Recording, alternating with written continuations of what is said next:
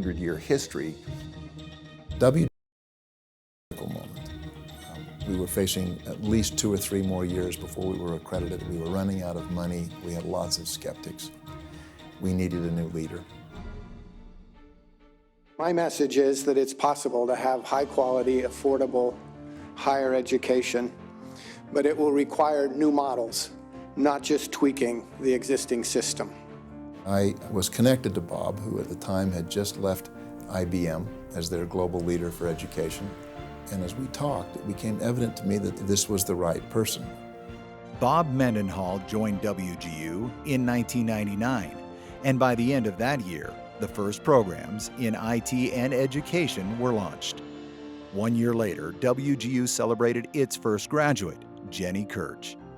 A couple years of great planning had taken place, and the foundation for the educational model was already in place. We had a challenge to gain accreditation. To get essentially four regions to agree that WGU met standards for accreditation was a first in higher education. And it was a hurrah experience. The day we were granted that, we all celebrated. It was just party time. With regional accreditation, enrollment began to climb. We all knew that growth would be there if the model was working right and if the students were satisfied with its success. At about the same time, WGU launched its Teachers College with a grant from the Department of Education. Enrollment took off. The addition of the College of Health Professions in 2008 sent it soaring. Tonight, we introduce you to a university aimed at adult students who don't have time for traditional bricks and mortar schools. And it turns out that's just what many Americans find they need as they rush to reinvent themselves. Bob proved that this was a very viable university and very essential and very credible. WGU could not have become who it is, literally without Bob Mendenhall. WGU's quality, affordability, and learning models soon began to attract a new generation of governors, and in 2010, WGU launched its first state-based university, WGU Indiana. Over the next few years, 5 more states partnered with WGU. They all immediately got the vision of what the governors were really trying to accomplish. When I started WGU, I was a single parent, and it was very hard for me to accomplish my dreams or even understand what my dreams were because I felt that I was limited on my options. Since working with WGU and really understanding the mission, it's not only served me in my personal life, but it's served thousands of students across the country. When I started in 2005, WGU had 3,500 students. Today, 2017, our student population is over 80,000. I recognize among our graduates that their degree mattered more to them than mine did to me. And I recognize that it changed their life. It did something for them that nothing else previously could do. I saw that our fundamental purpose at WGU is to change the lives of individuals and families. That is what we do. 20 years is a very short time for a university. But in this 20 years, WGU has pioneered a new learning model, continued to innovate to improve the student experience and student outcomes, and has helped change the lives of more than 85,000 individuals and their families. And we are just getting started.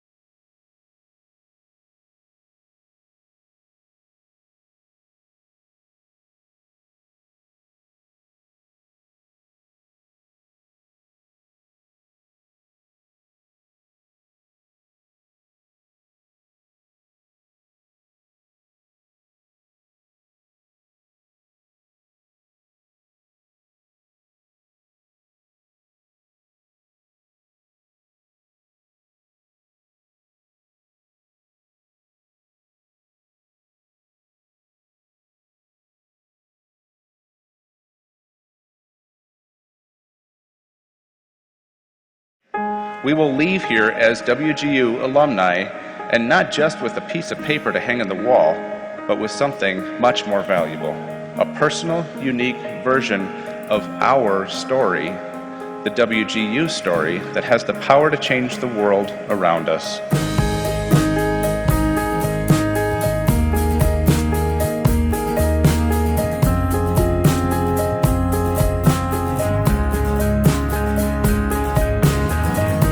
I can't tell you how many times my friends asked me about my courses. Was it hard to do? Could they do it? Were they too old? All of those things.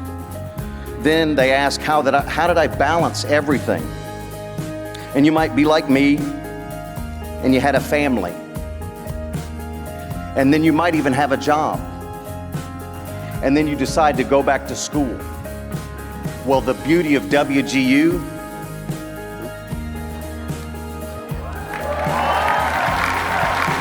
you can juggle it all. Graduates, we have had every reason thrown at us under the sun that would dictate why we should not be here, but yet we are. We represent those who refuse to quit, those who refuse to say it's not the right time, maybe next year, those who understand that their education, their lives, their goals, their dreams are too important to let anything stand in their way in moving forward.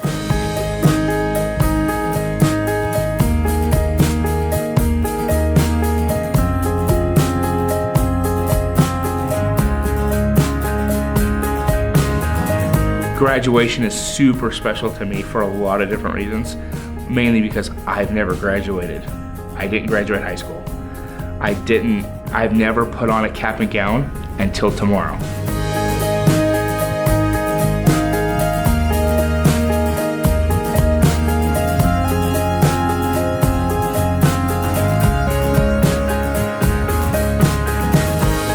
College has never been like a huge subject in my family. Like, I'm the oldest, so none of my siblings, you know, it's like I'm kind of one of the first people to do it. So it's important to them, but it's mostly important to me.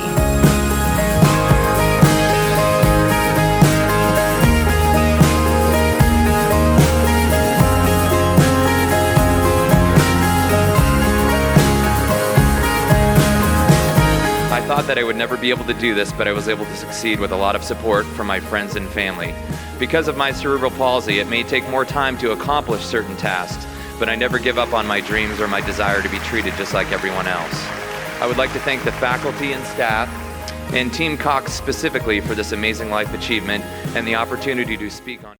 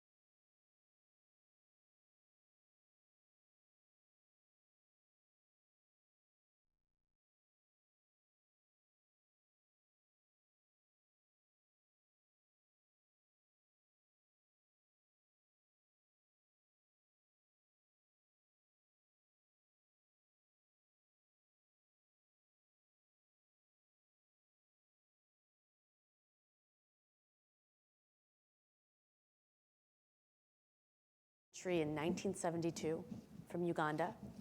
They were expelled by the dictator, and my parents basically had 90 days to leave the country, or they'd be shot on spot. And my parents got refugee status to come to this country for one major reason, because both of them were engineers. And it was the 1970s, and this country was desperately seeking engineers. So my parents boarded a plane wearing shorts and t-shirts to Chicago, Illinois, because no one had told them about snow before, which everyone in this audience knows a lot about. And they built a life for themselves. And every night, no matter how tired my father was, he'd sit me on his lap and he'd read to me about Dr. King and Mahatma Gandhi, Eleanor Roosevelt.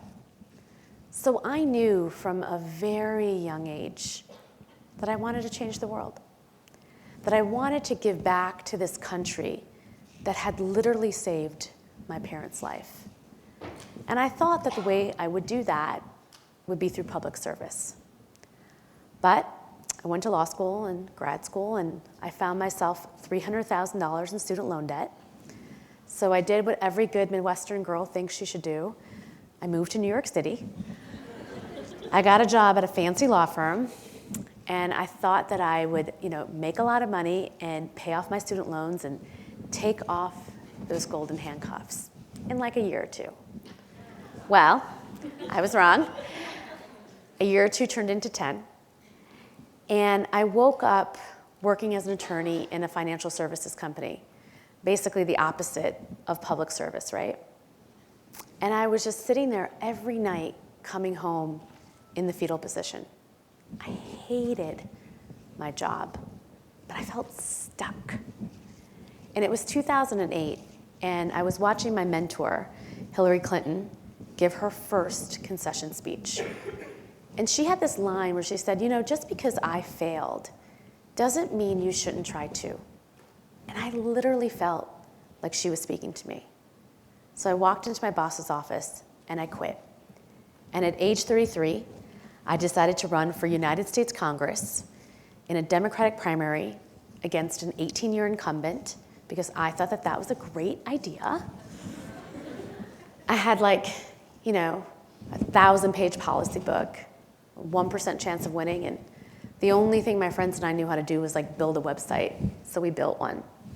And I remember I raised $50,000 from Indian aunties that were just so happy an Indian girl was running. But it was the best 10 months of my life. On election day, I sat there in this hotel room that was decorated in all these colored stickies that my field organizers had put up. Because, we swore we were going to win. So I sat there in my victory party that never ended up happening, holding my father's hand, watching those election returns come in. And that little ticker just would not move past 19% of the vote. I had lost. I was broke. I was humiliated. I had pissed off everybody in the Democratic establishment. And I had no contingency plan. But what was interesting is that, as I went to bed that night, the faces that I kept seeing over and over and over again were actually the ones I had never met on the campaign trail because, when you run for office, you end up going into a lot of schools. And I would go into schools in New York City in their computer science classes or their robotics labs, and I'd see tons of boys clamoring to be the next Steve Jobs or Mark Zuckerberg. And I thought to myself, where are the girls? And this question of where are the girls literally became an obsession because, it didn't make sense to me. I knew that women today are the majority in the labor force, the majority of college graduates. We're almost 40% of America's breadwinners. And I also knew that there are a lot of jobs that are open in computing, 500,000. There are tens of thousands of jobs here in Utah in computing and technology, where you can make $120,000 as a software programmer. The problem is if you talk to any business executive, they'll tell you that they can't hire enough engineers. This country last year graduated almost 40,000 computer science graduates, of which 10,000 were women. Compare that to China, which graduated 350,000 engineering graduates last year alone. So you have this massive, massive, massive gap. And I wanted to understand why. What happened to the girls? And as I started to dig into this problem, I learned that there were two things that were holding women back. And both of them in ways have a lot to do with failure. The first thing is our culture. You know, we live in a world or a society where we used to have a Barbie doll that said, "I hate math, let's go shopping instead," right? Kid you not.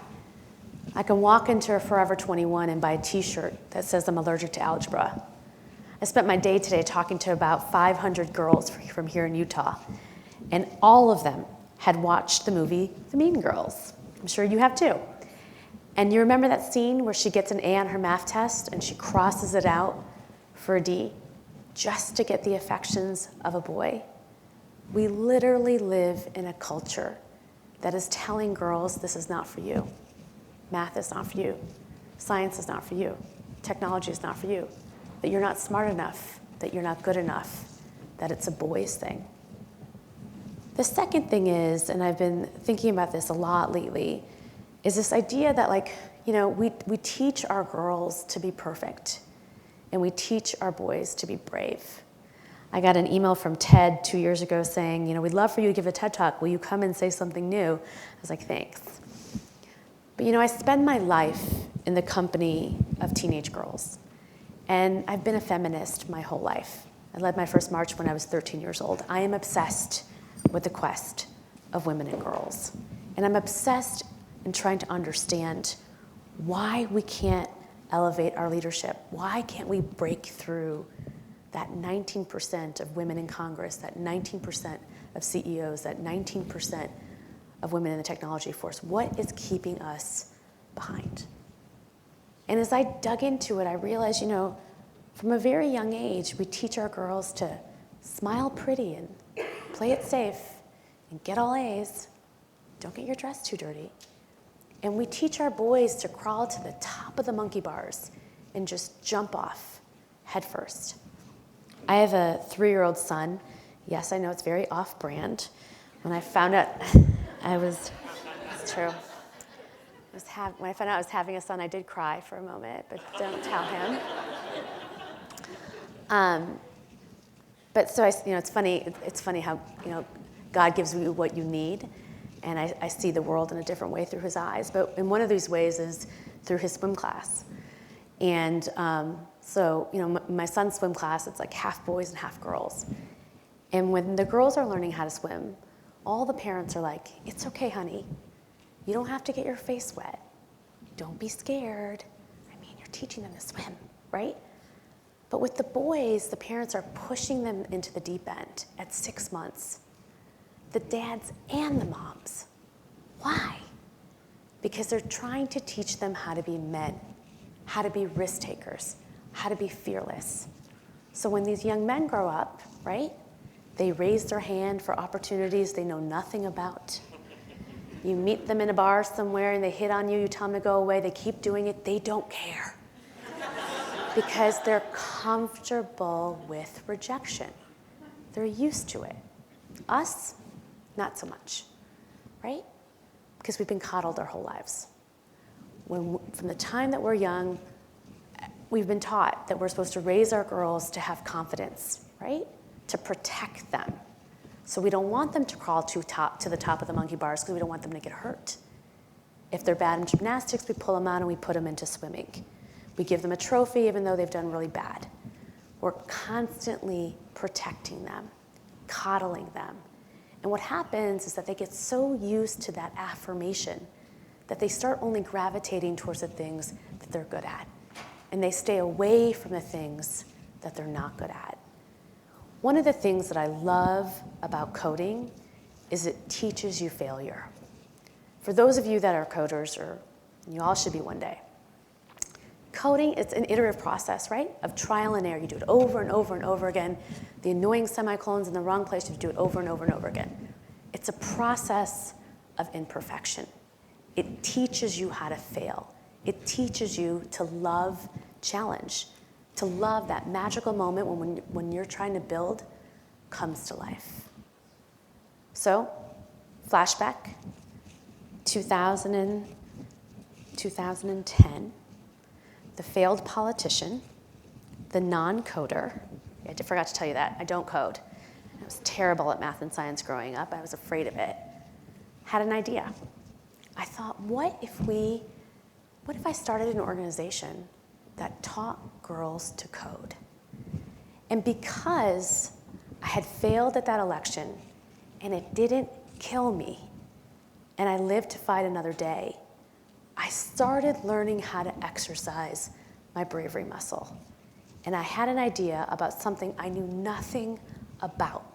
I didn't even bother to learn how to code. And I started an organization called Girls Who Code. And when we launched, I remember when I threw it out there, we couldn't get any reporter to write about it. And Twitter put up like one line on its blog, and I swear to God, it went viral, kind of like how Kim Kardashian goes viral. And I remember I love Sheryl Sandberg like I love Beyonce, which is a lot. And she emailed me at like 5 o'clock, and she's like, I don't know who you are, but what you're doing is amazing. And I'm like, oh my God, how'd you get my email? I was going to bed that night, and my husband's like, how can you sleep? We're trending in Korea. But sometimes, right? Sometimes you create an idea that the world just embraces. And that's what Girls Who Code was about. And now, almost 6 years later, we've taught 50,000 girls in all 50 states, which is amazing. And I'm teaching my girls to be change makers, to make a difference in the world. And I have these amazing, amazing students like Cora, who was 5 years old when her daddy got diagnosed with cancer. And she decided at that moment, you know, I want to be a doctor because I want to save my father's life. And it wasn't until Girls Who Code that she saw that there was a connection between medicine and computer science, where she built an algorithm to help detect whether a cancer is benign or malignant. I think about one of my students, Trisha Prabhu from Naperville, Illinois. She had been cyberbullied her entire life. And one day she was reading a story about a girl who was 12 years old in her community that climbed to the top of a building and jumped because she was being bullied at school. And Trisha said to herself, man, like, how can it be so bad that at 12 you think you have no reason to go on? And so Trisha took that pain and went into her bedroom, and she built an app called Rethink. So every time you're about to send something that's not so nice, it asks you, are you sure you want to say this? So smart, so different. I've realized the power of teaching kids to fail translate to their ability to create incredible things and to solve really big problems. And so I want to leave you just with a couple of lessons that I teach my girls that I hope you all embrace. You know, the first thing is don't ever talk yourself out of an idea. I'm sure every single person who's watching or sitting in this room has thought of something before, right? Had that one idea, that company, that nonprofit, that thing that you thought that the world needed.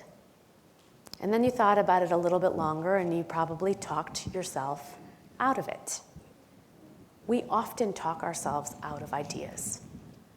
Right now, we're living in such a divisive world. And I think what we need today, more than ever before, are change makers. And that means every single person out there who has an idea to make a difference, to make the world a little bit better, needs to not talk themselves out of an idea. Take a step. For me, it was buying the URL, which I got for like $1.99, right? Once I had taken so many, couple steps too many, because I'm not a quitter, and I'll bet you everybody in this room are not quitters. Once I had taken enough steps, I couldn't go back. I had to give it a try. The second thing is surround yourself with rejection. And when you do, you will immunize yourself from the fear of failure. From the time I was a little girl, I used to collect rejection notes. You know, I went to Yale Law School, but I got there after I applied 3 times and got in. Nothing ever comes to me the first time, or the second time, or even the third time. So when I was a little girl, I used to collect all my college rejection letters and my law school rejection letters. And I used to put them in, a drawer or a suitcase and just look at them. Just a reminder and just to build resilience. And I still do this today. I was with Lieutenant Cox earlier, and I was telling him a story about, I've run for office twice and lost twice. I'm like a serial failed politician. And so I thought one day, well, I at least can get on my community board, right? Like everybody gets on their community board. And I applied for the education committee because I know something about education. I was like, definitely can't reject me. Community board, education committee. Sure enough, the mail comes. I open up my letter. Miss Sajani, you have been rejected from the community board. I couldn't even get on to my community board. Painful, brutal. I took that letter and I taped it up on my fridge. And every morning when I get up, a glass of orange juice or my son's bottle, I look at that letter as a reminder that nobody can tell me that I cannot do something. Surround yourself with rejection and failure. It will make you stronger. I promise you. The third thing that I think is really, really important is to do something that scares you often. One of the things that I think that we forget, especially as we get older, is we forget what it's like that first time when you're riding a bicycle, right? I took my son last weekend to ski. He's 3. And, it's probably because he's so close to the ground, but he's like fearless, right? You watch kids, and what's so beautiful about them, they're fearless. And I watch him, and it almost makes me envious, right? I miss feeling that fearless. And so I really try now to put myself into positions that scare me. So for me, I don't know how to swim, and I hate cold water. So this past summer, I signed up for a surfing class, right? Something you should never do if you can't swim and you don't like cold water. And as my teacher was dragging me into the ocean, as I was bawling like a baby, and I'm turned my head, and of course there's like a 6-year-old doing a headstand, you know what I mean, on like a surfboard, right? And I'm like crying. It was the awesomest experience ever, because even though I did not get on that surfboard that day, I knew what it was like to be afraid again, but to be liberated from fear, to be excited by challenge. And I want to feel that way often. Like when you're not living on your edge and you're feeling safe, it's time to get up and move on. And the last thing, I have one more thing I want to leave you with, is the importance of not credentializing yourself. For so long in my life, I did all the right things. I tried to go to all the right schools. I got straight A's. When I was in college, I took a chemistry class, I got a B. I never took a chemistry class or a science class ever again, because somehow I thought it was so important to have a 4.0 instead of a 3.9999999. Because someone, some employer, somewhere, was going to ask me for my GPA, right? And what I've realized up until the time that I was 33 is that I had done everything right. And I woke up and I still wasn't happy. But I had thought when I was young, and then as a teen, and then in my 20s, and then in my 30s, that if I did all these things, that I would be happy. And I realized that so much of credentializing yourself leads to unhappiness. And there was so much that I had missed out in my life, from taking a class in college that maybe I didn't do well in, but I learned a new topic, or gymnastics class because the first time I did a cartwheel, it didn't land right. That there was so much in my life that I had missed out because I was trying to always put one more notch on my belt. And I can say today, as an employer, I employ over 50 people full-time, thousands of people part-time. I don't look at your GPA. I don't even know what school you go to. All I care is, are you a hustler? Are you going to work hard? Are you going to raise your hand high for things that you know nothing about? That's what I care about. So to me, the point of this conversation is to really get you all to start thinking deeply about failure. And I do believe that if you fail fast, and you fail often, and you fail quickly, you'll be able to really learn how to exercise that bravery muscle, which will lead to a much more joyful life. Thank you.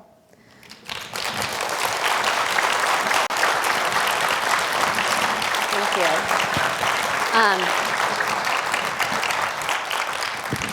I have not been living in this box as much as I should. I'm happy to take any questions from anybody in the audience or online or anywhere.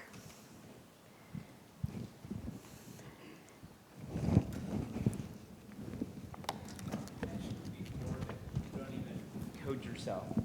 Mm-hmm. But if you have, I've learned. All right. I didn't start. But if you have a daughter that is interested in STEM, what is the best way that you can encourage someone if you don't have a math or science background yourself? Great question. Because I think that's the thing, right?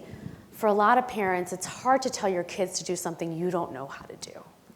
So one of the things, we actually put out a Girls Who Code book. That's a New York Times bestseller. Of course it is, right? For kids, for girls 8 to 12. But I would get that book and I would read it with her. Because what it does is just walk you through the fundamentals. Like coding at its core is telling a computer what to do, right?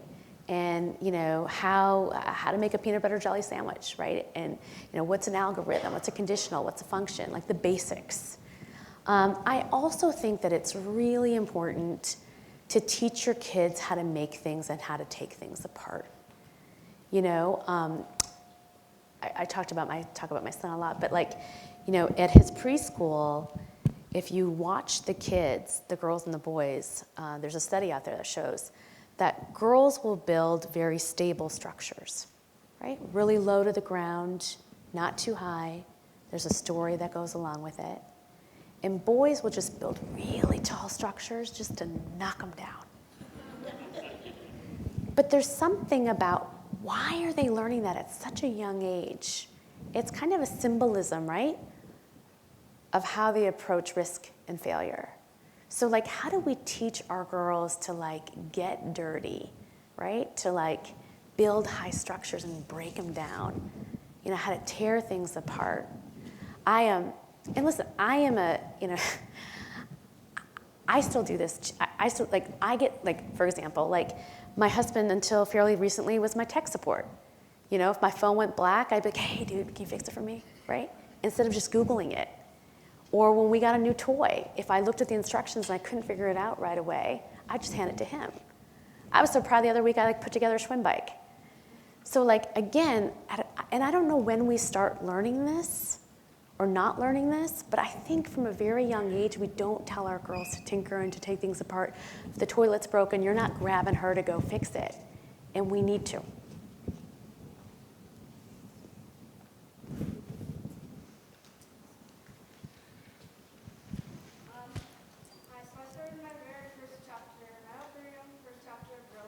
Oh, great. Oh! Yay! We're so proud of you.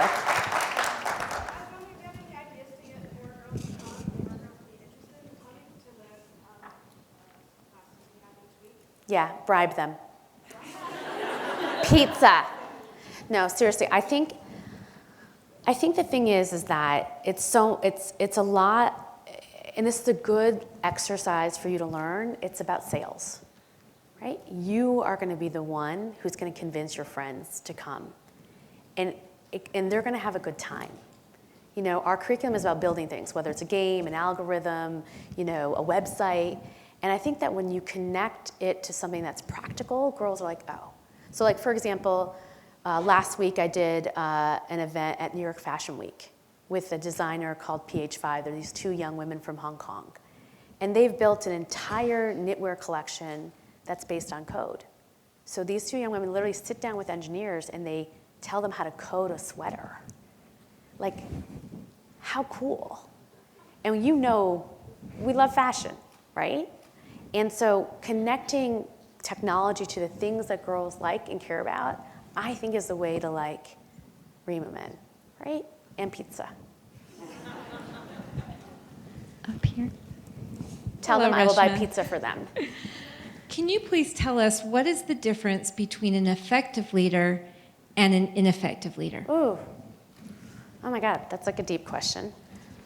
What do I think the difference is? I mean, I think one of the things that I have learned in life is to always hire people that are smarter than me.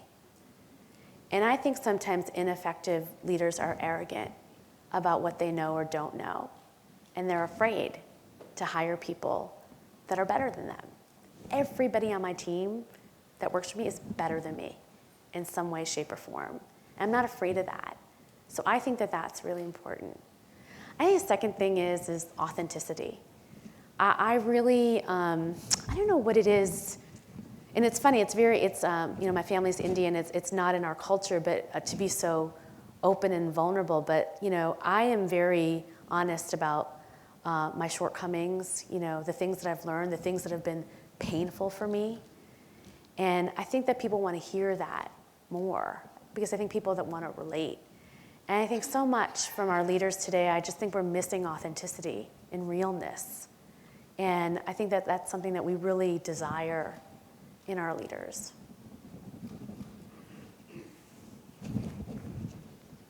Yes? I was wondering how you tackle imposter syndrome. Feeling like you don't know enough, or like I started a business as a front-end developer last year and just kind of like jumped into the deep end. Oh, that's perfect. I kind of jumped in the deep end and taught myself, and then just kind of like decided to offer services as I went along. But have a hard time meeting with other developers or even like girl coding groups, like afraid that like maybe I'm not as good as I think I am, or like feel like I'm an imposter. And I was wondering how you deal with that or how you teach people to work with it. So the question was about imposter syndrome. Look, I think the thing is, and I've definitely felt that way. I grew up in a Midwestern town where everybody went to state school, and when I was at Ivy Leagues, I just thought everybody was smarter than me. And I felt like I didn't belong. I grew up as one of the only Indian families in my neighborhood, and I had brown skin, and my name was Reshma. And I always would go to Kmart trying to search for those, license plate keychains. You know what I mean? And my mom would be like, come on, like, it's not there. There's like hundreds of Rebeccas, like in C's and K's, but like no Reshma. So I think we all struggle with belonging and feeling like we're seen and heard. And I think, one, you have to really get comfortable with yourself and really spend that time, like, thinking about when you're feeling that way, why am I feeling that way? And, like, start processing that a little bit. Because the reality is you're smarter than all of them. You know that, though. I don't need to tell you that. And oftentimes, the person who speaks the loudest knows the least. So you're brilliant, and you know that. And so don't let what you think other people know get in the middle of what you're going to achieve in life. And I think part of it is, I know I'm in Utah, so I won't swear. So part of it is kind of what I call trying to give a no-blank caring life, right? So you have to live your life like you don't care. I'll give you an example. I travel a lot, and I am much happier when I have a blowout. So, and I like to save money, right? So I often will get my hair blown out, and I will put them in these obnoxious curlers, and I will get on a plane. And people have often said, you're going to get Instagram looking that way. I don't care. You know what I mean? Like, I live my life, or I try to live my life, by not caring what people think. And it's made me happier, because everybody's not going to like you, and that's okay. And so how do you put yourself in situations that feel uncomfortable to make yourself start feeling more comfortable? It's kind of like the bravery muscle. It's the no blanks given muscle.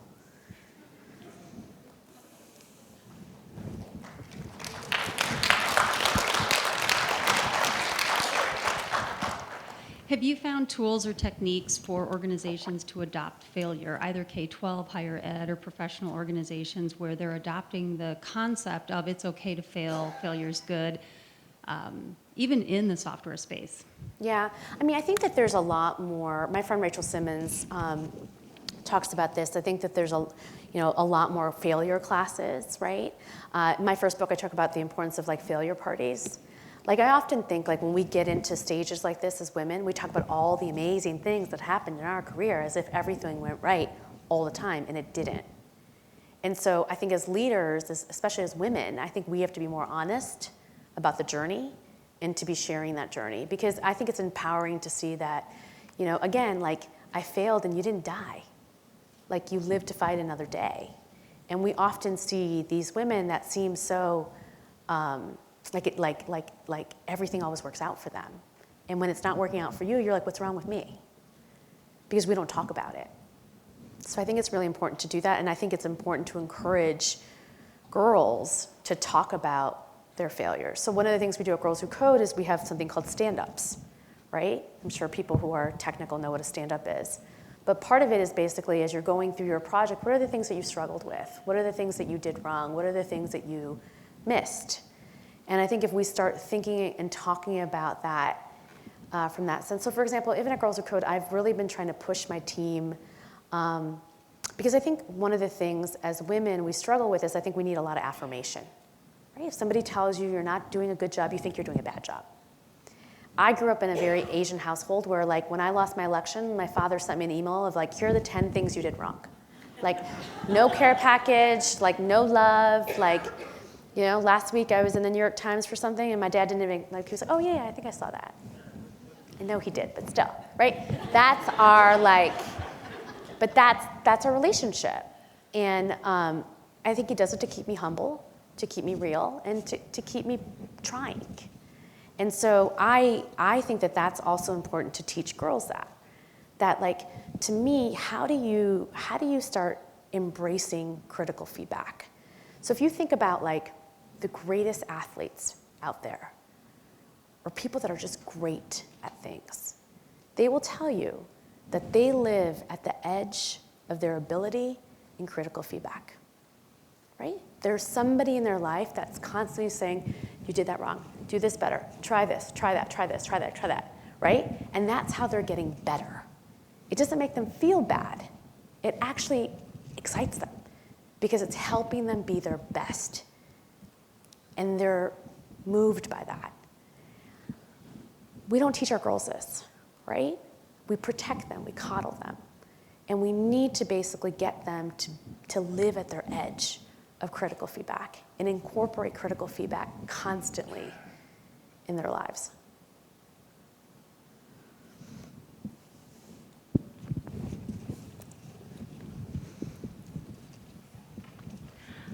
This is the question from the online audience. Can you share your thoughts on the pay gap for women? It's horrible. It's interesting.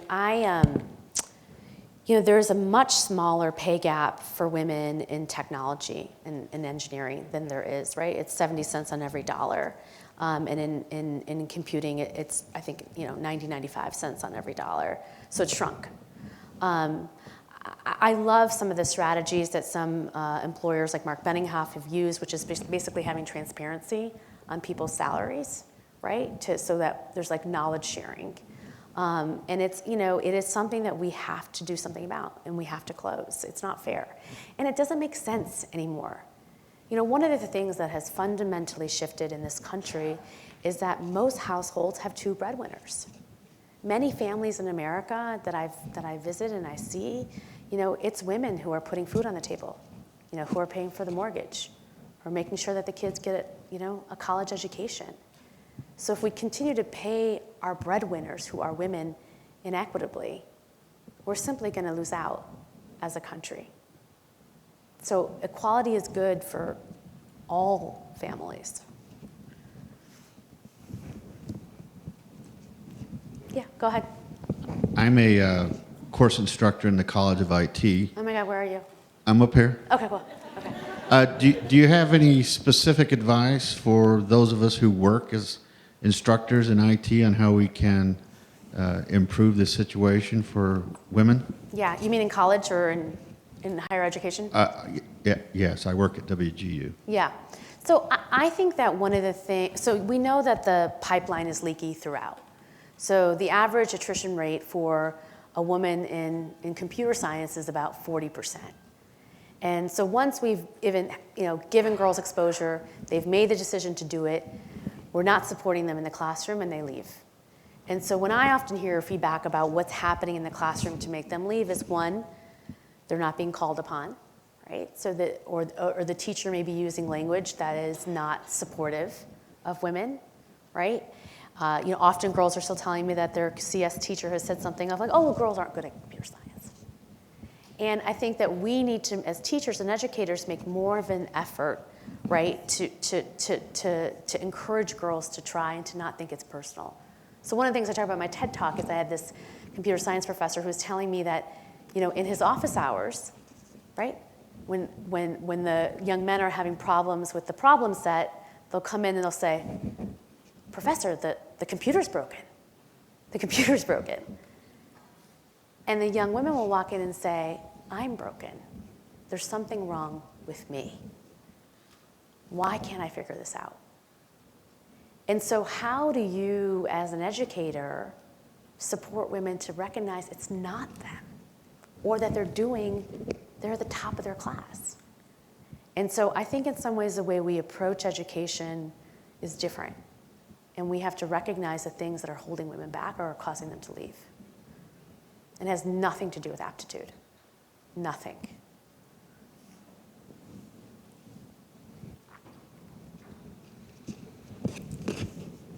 Another question from our online audience.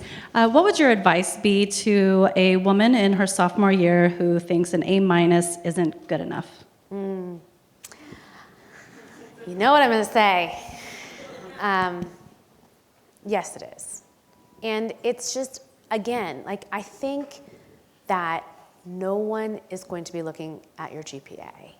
That it's really about the quality of your experiences and your ability to contribute. And to actually go try to get B's, not even A-. And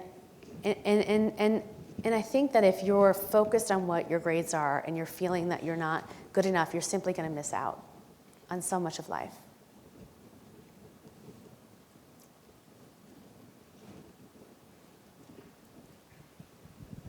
I'm curious how you feel about young women's relationship with social media and Facebook in terms of their self-esteem. That's a deep question. So in all my free time, I'm writing a book about bravery. So I've been spending a lot of time actually focus grouping women from different age groups and asking, in some ways, this very question. And I learned some interesting things that I didn't know that probably some of y'all know. That, there was a woman who told me that she has 2 separate Instagram accounts. One for the persona that she feels like she's cultivated, that she has to show everybody, right? And one for how she really lives her life. That's private. Because on Instagram, there's something called negativity shaming. So if you talk about what's wrong in your life, people shame you.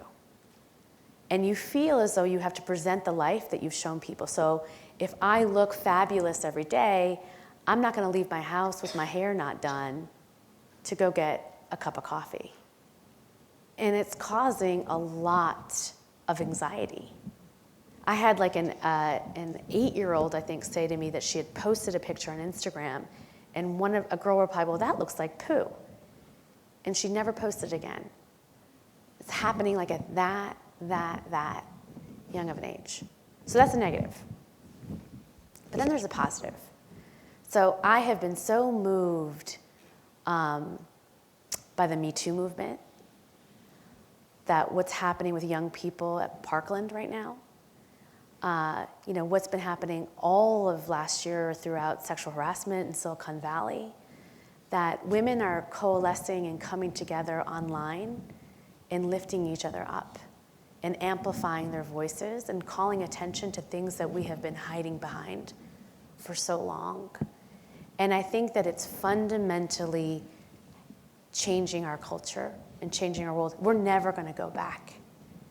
There are norms that have been changed in terms of behavior when it comes to sexual harassment and rape that we're never going back. And that happened because women amplified other women's stories online. And I don't think if we had those vehicles that it would have happened in the same way.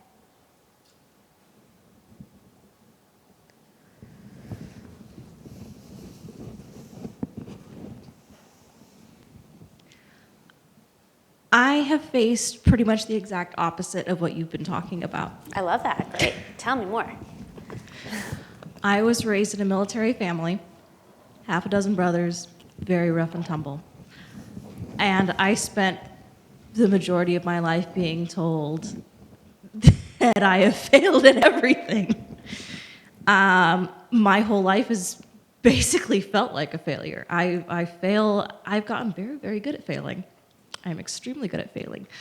But the unfortunate side effect of everything that I've experienced, and it wasn't just, rough and tumble of having a lot of brothers, I also had the vast majority of my childhood was spent with some very bad things happening behind closed doors. Mm-hmm. So I know what hell looks like. And I don't know how to succeed. I'm very good at failing. Can you tell me how to succeed? Thank you for sharing that.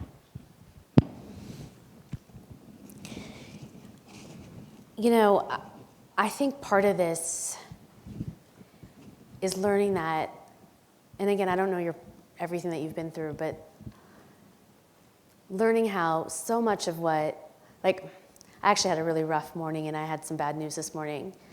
And my husband always reminds me that, sometimes God gives the toughest things to his best soldiers.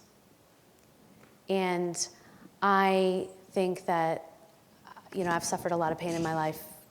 And I think part of it is being able to share that, like you just did right now. And be able to figure out how you can find peace and solace from the heartache that you've been given, so others don't have to go through the same thing.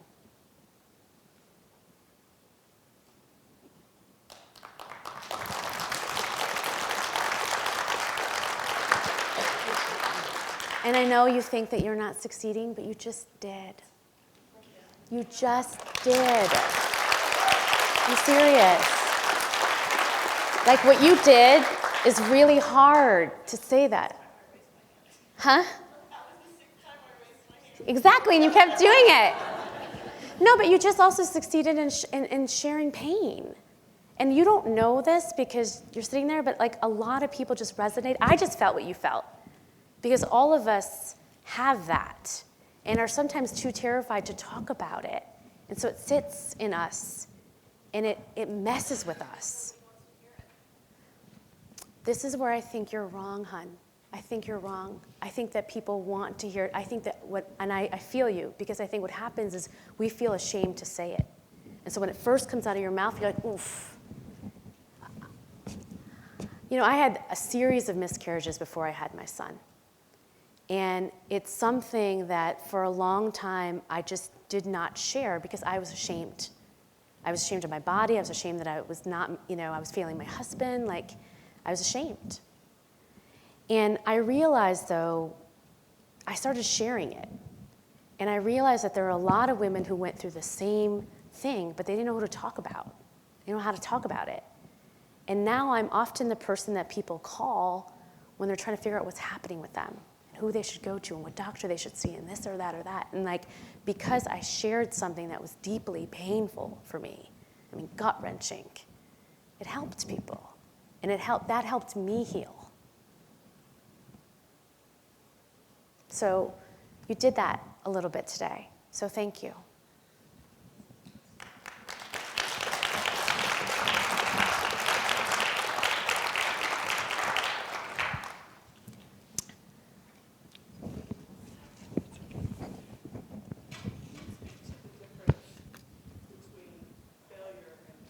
Mm. Because I loved what you talked about, credentializing. Yeah. But I think that sometimes we quit, and we fail when we quit. Yeah. We don't even get started. Yeah. It's a hard one. It's a fine line. Yeah. It's a hard one. I think that I struggle with that. I'll be honest. Because the question is when do you throw in the towel? Right? When is your failure telling you something about that thing that you're trying for that's not working out? I think about that in terms of my political life. Like, I cannot catch a break in politics, you know? But ironically, every time I lose, my organization gets bigger. And while my political career has been like, you know, can't catch a break, Girls Who Code's like unicorn and rainbows. So is that a sign? Is that a sign I shouldn't run for office? Is that a sign? You know, maybe. And so I don't know if I know the answer to what you're asking me about when, and I think, but part of it I think is about going deep inside. And if you're about to quit, asking yourself, why are you quitting? Like, are you quitting because you're afraid to try one more time? Or are you quitting because the universe is telling you something and you're listening, even when you don't want to? And that's, to me, that's like a spiritual thing, right? Like, there's no playbook on when to quit. But I do think that, like, you know, sometimes it feels like when you're doing something, you're pushing it up a hill. Like, that's often for me a little bit of a sign.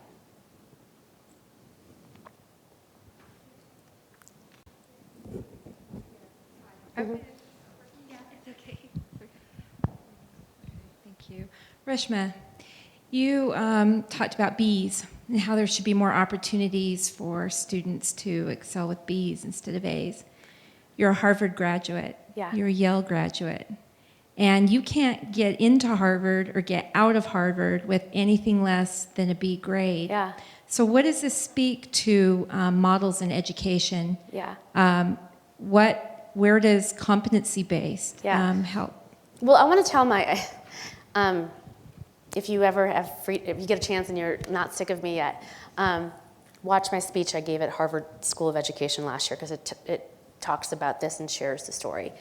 I was obsessed with getting into Yale Law School. I went to the University of Illinois Urbana, you know, did very well, but I was obsessed that I thought that I had to go to Yale, and that's the only way that people would think that I was smart. And if I had a shot of being a Supreme Court justice, a senator, or president, I had to go to Yale. And that was it. And I applied year after year after year after year, and would get rejected and rejection and rejection and rejection. And I was in a dark place. Like, my parents were like, whoa, we got to call somebody. Because I was obsessed with it. And it didn't matter that the place that I was at right now, or the law school that I was in, I was doing amazing. I had to go to Yale Law School.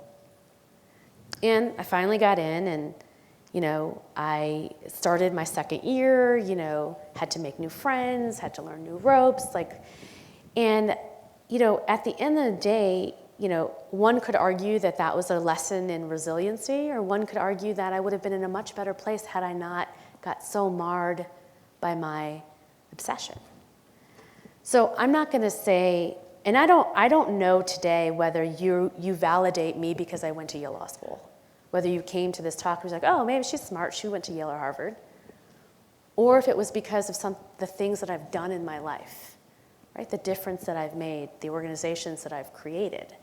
And that's what I feel like I'm trying to tell kids. It's less about where you go to school today and more about what you build. I'm 42, and I'm a woman of color. And when I was growing up, I did think that we lived in a world that cared about the marquee name. We evaluated women and people of color based on who had credentialized them. I really do believe that things have changed. But, you know, I have a 16-year-old niece right now, and I work with a lot of young girls. And I see how much pressure they put on themselves. You know, it's like they're in high school and I gotta be a size 4 and have a perfect body and be captain of the cheerleading team and then get straight A's and then when I do that, I'll get into that best school. And they get into the school and they realize in college they have to do it all over again. What they thought would finally make them happy, they have to do it all over again. And then they come to the workforce. And again, they think they have to do everything right, go to all the right places, get straight A's at work to be happy, and they're not. I mean, there's a massive suicide epidemic amongst young women happening in college campuses right now that we're not talking about because of this very fact. So I do think that the education system is broken because we keep saying that. I mean, even the college application process. When I applied to school, you had to write a personal statement and your grades. Now you have to do a whole rubric of like what you're leading and running and managing, and that you went to Africa last year and saved children. Like, it's crazy, right? And you still can't get into school. And so we are fostering that. The good news I do feel like that I've seen in my work is that colleges are convening together and they're talking about this. And there is an epidemic that's happening. My friend Rachel Simmons has a book coming out next week about Enough as She Is, I think, about this very topic. And I think at least we're starting to have a conversation about this.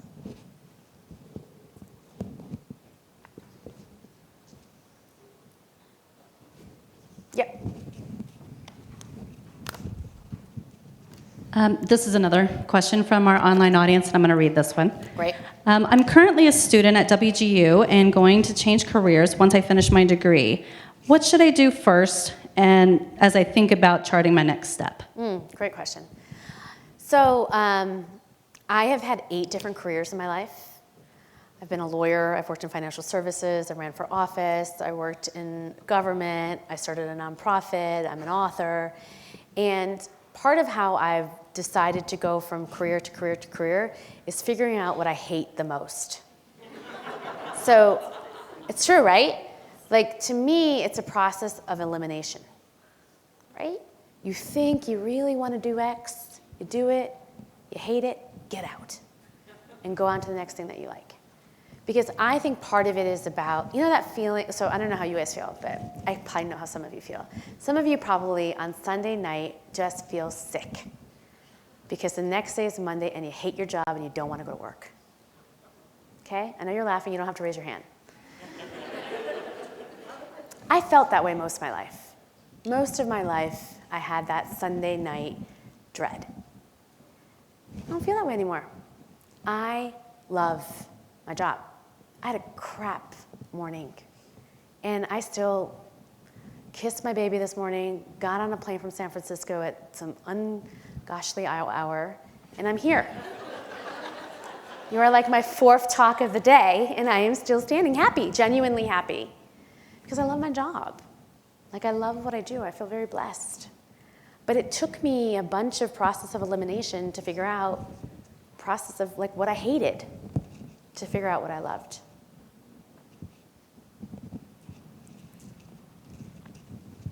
I'm a father of daughters. Oh, good. And I want so much to tell them how much I prize their bravery.